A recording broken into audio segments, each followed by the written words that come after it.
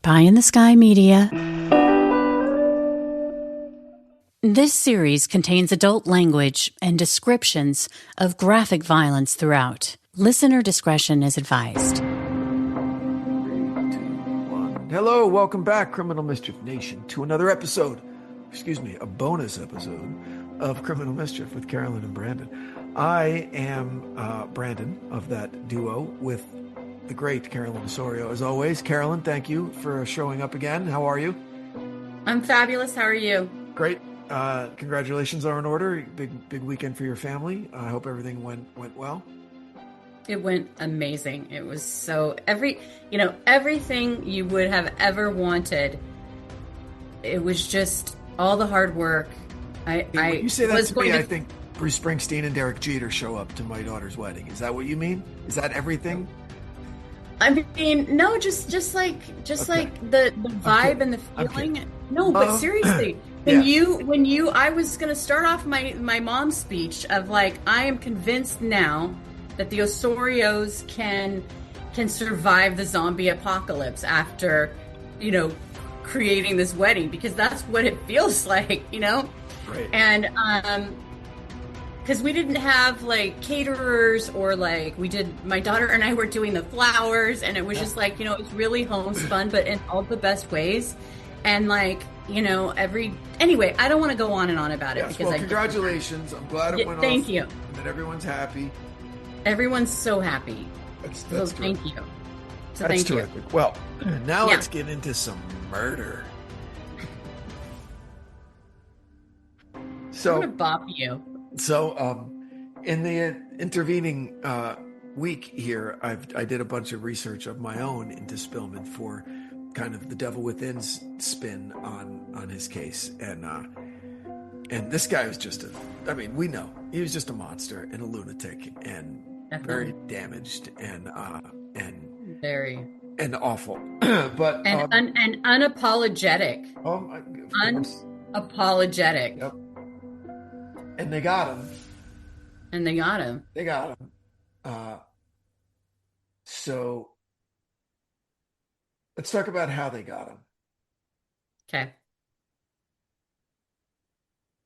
So there were witnesses. Like one thing was they saw his truck pull. Someone saw a truck pull away. Correct? Yeah. So what was cool is that they published. They did a news story on obviously this double homicide hits this, small town, like a ton of bricks, like a nuclear bomb drop. And the horrific nature of this crime was just shocking beyond anything anyone there had ever seen. Right. And so, there was a news report that this happened. And then, two teenagers who were coming home from a date past this elementary school that was by the home of the victims, and they were like, what is this black truck with this roll bar doing there? And so they were like, hey, this could be important, and they came forward. And then and that put the time frame of like 11:30, because he had to get her home by 11:30, so the time really stuck out in their mind that he didn't want to bring his date home late. So then separate from that, this VFW, him parked there, and this officer putting two and two together of like, hey, this is really close to the victims' homes, the Huffman's homes. And so there's probably not a coincidence that this guy was there and he was acting really weird, right? And so then he came forward, and so that helped them put that trail together. And then they're thinking, wait a second, we already checked this VFW dumpster. Let's check it again. And what do they find? Right? They found the knife that matched the set from the house, the kitchen knife. But what was amazing is that it got dumped in between the time that they checked it in the morning time and the afternoon time. And the way that it slid into the groove, allowed them the to knife find. Was there.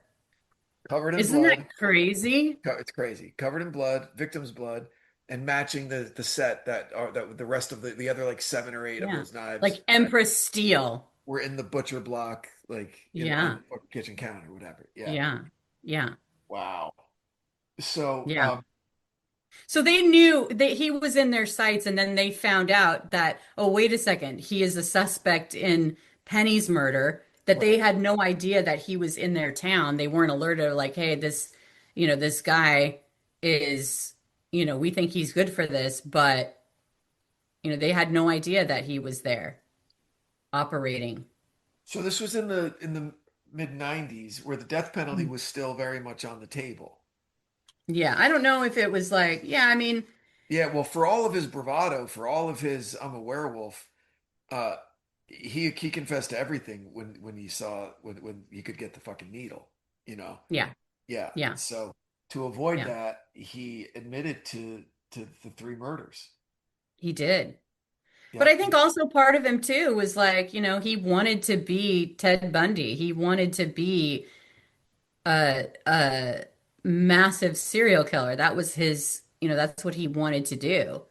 And so I think part of it, and he was like talking in prison or jail, Yeah, he told his talking cellmate. about his crimes. He told his cellmate he wanted to be the world's greatest serial killer. Yeah. So I think that like I think he wanted he wanted it to be known what he did. And what's ironic is that most people they don't know about this case. They don't know about him, Right. which is great because it's like the reverse of what he actually wanted, you know? I don't remember if you mentioned that he had an earlier arrest for rape, but the charges were dropped. Um Is that in he episode one of this? well there were instances where he was yeah, I don't remember the specifics of that, but he had a long history, juvenile record of these burglaries Yeah, yeah, yeah. and Get he did go away for a sexual assault of some kind and right. was and He and a then yeah. friend were arrested for like a gang rape or something in 93, but maybe the victim wouldn't testify or something and the charges were Yeah, I dropped. mean he had such a history, but not of murder, you know. Right. Oh, right, right. But So what I keep coming back to is, and especially with his cellmate that he would talk about wanting to be the world's greatest serial killer, he also said that he imagined himself transforming into a werewolf before he committed these murders. yeah, and that he engaged in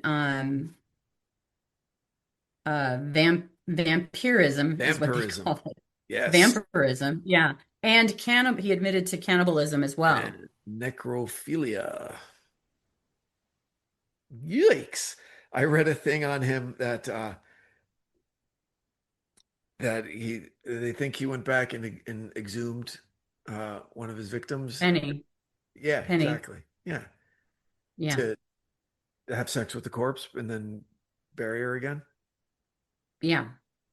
He wanted to be Ted Bundy. I mean, that's what Ted Oh Bundy did. gosh. Ugh. And he's like so absolutely, I mean, the end of it with him saying no regrets, Yeah. because it was interesting the way Bob was talking to him. He's like, so you regret that, you the way that you handled the knife, but you don't have any regrets of what you did. And he's like, no, no He regrets. regrets that he got caught. He regrets He that he made regrets that he a got silly caught. mistake and that he got caught. Yeah, but the way that he said it was just like, Yeah, it just like you you believe him. believe it. Yeah, oh wow. Jinx. 1, 2, 3, 4, 5, 6, 7, 8, 9, 10. and Oh my gosh, that's Brandon so can't funny that talk. we went to the same spot there because a lot of times it's just a lot of bravado, right? But no, he was like calm and measured and like he meant that shit. He meant it and knew that he was staring at the rest of his life in prison. Yeah. And he still was like, no regrets, no Yeah, but he wasn't regrets. as much of a badass as that as to say, like, yeah, fine, put the needle in my arm. He was scared of that, you know? I mean, I'm not convinced that he was scared of it. I think he wanted his crimes to be known. I think he wanted people to know what he did. Yeah. I mean, I think that's was the biggest takeaway for me was during those interviews, he just like I just feel like with Ted Bundy and I've listened to so many tapes with Gary Ridgway when I did the Shadow Girls, and there was just this things that they wouldn't talk about and things that they tried to get away from, and then they would say it. But like with him, it's like he really wanted the world to know what he did. Right. I really got that sense Like he was of proud. He was proud of it. This Friday, Jamie Lee Curtis and Lindsay Lohan are back to switch things up in Disney's Freakier Friday. Totally. Yes. It's an absolute riot. Woo! And the only movie that can be described as so much weirder than the last time. What last time? it's the frequel You ready? we've been waiting for. That absolutely slays. What deeply out of touch old person came up with that? You did. Wow. Don't miss the comedy event of the summer for all ages. Disney's Freakier Friday in theaters this Friday. Get tickets now. Rated PG. Parental guidance suggested. Yeah. Yeah. Yeah. And that he really like manufactured this belief system that he was the wolf, and he wanted to be special, and he created this to do what he wanted. I mean that really resonated in terms of like it really felt like delusions of grandeur, but totally sane, but just like created this like, you know what I mean? Yeah, yeah, absolutely. Absolutely. You know? And I, again, I always go back, not always, but I often go back to the familiar refrain was like, was he ever diagnosed with any kind of mental disease or personality disorder or, I don't lycanthropy, that old diagnosis, lycanthropy about, becoming a werewolf or Werewolf. thoughts. Yeah. Yeah. Did any of that ever? I'm sure he was I mean, he must have I spoken to a think bunch he of was different mental health experts. well, like I think that he was probably really quiet and flew under the radar. And he Yeah. was just somebody that people No. didn't Forgive me. I'm think saying of. post arrest, like going into trial, because if someone's even going to be eligible for the death penalty, they have to make sure you're mentally competent and all that kind of. I think it happened so fast, Brandon. He copped to it like Oh, really right away. quickly. Right. So he probably And never so even. that whole process doesn't Yeah.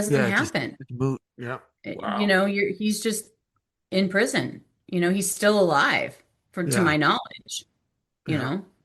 I mean, I haven't done any checkup recently or anything, but Okay. it's just yeah. All right. Well, hey, let's move on now to something ripped from the headlines. Uh, Right. the Karen Reed verdict. Go. Yeah. What did you think? I saw it coming, but I'm Hmm. sure a lot of people did. I didn't Hmm. think they were ever going to get a conviction on her. And I think, yeah, my opinion, justice was served, just in terms of the evidence and you went through two trials, right? Two trials without a conviction. So I don't think you could really argue that either side didn't really get their bite at the apple, and Hmm. and a jury of her peers twice failed to convict. So I'd say, the people have spoken and let's move on. And then, looking back at the evidence and the way that you covered the case and my reading of it, geez, I'm pro cop. I got family members that are in law enforcement, but I think that this was just, a boys club of cops trying to cover for each other. That's what I think. Of Well, and it's really like sad for John O'Keefe because course it's it like is. he Yeah. really never got, the investigation that he deserved. Yep. That's the You know, tragedy of it. Yep. that's the Definitely. tragedy of it. And then, justice for John doesn't mean that Karen Reed should go, be put away for murder Right. for something she didn't do. Yep. They weren't Absolutely. able to prove their case. Yep. And I think the larger story here is too like why it hit people so hard. This case really polarized, you know, people into these camps of like, you know, I mean, it's just Yeah. they got to What were get their those shit together camps? Because here. it wasn't what were those two camps? Because it wasn't really along like political lines. It wasn't like red and blue, was it? I mean, I don't know what the line was. I feel when I hear people and pundits talking about it and they say, you're either pro Karen or pro O'Keefe, and I feel like either you think she did it or you think she didn't do it. And I think that, Right. Karen Reed, if she's been called very unlikable. She in her documentaries, you know, um, I think that You either like her or you don't. You either believe she did it or you don't, you know? Well, see, those are And two different things, right? And I think you just nailed something right there. It shouldn't be you either like her or you don't, right? But I right, think the evidence. that's where it went, you know? Yeah. It Yeah. should be about where do the facts lead you. But a lot of people either, wrongly like her and think she's innocent, or wrongly dislike her and think she's not, you know? hmm And those Yeah, are the yeah, I wrong don't reasons fall for the into people. that camp. What I fall into is the fact that they did not have the evidence, and between the detective who was like fired and didn't wasn't even in the second trial because they just didn't even want to, he was so toxic and so clearly corrupt in terms of just how you want to be treated as a potential suspect. Yeah. Like his texts and everything that he said about her person. I mean, it's like nobody can forget that. Yep. And then, the That fact was, that the cops weren't interviewed in that house and they didn't even do a search of the house. yep. It's like, I think that that's really for most people setting aside how you may feel about her personally, and of course, wanting justice for John O'Keefe, who did not deserve this, whatever happened to him, like that could be any of us, Yeah. in that situation, you know what I mean? And so then, they thought she was just gonna, go away quietly. Well, And she had the resources and family backing her and then the sure. community backing her, but like a lot of people don't have that luxury, you Here's where know? I think here's where I think it all, for me, where it all kind of ended. When you mentioned that cop who was sending those vile texts about her. Okay. But hidden in that, and not really hidden in that, what was, I think, really kind of woven in that line of questioning brilliantly, was getting this officer to admit to a disgusting rush to judgment, right? And you're saying, so you're saying within some ridiculously short amount of time, within like 2 hours or whatever, it's like, we got it, it's done, blah, blah, blah, blah, right? Before they'd even interviewed anybody or even gone in the house or even gone into anywhere Yeah, but among, that's the thing. They never went into the house. no, They it never didn't do anything. interviewed anyone, Among the anyone in the cops, house. among the Yes. cops, it was open and shut. Okay.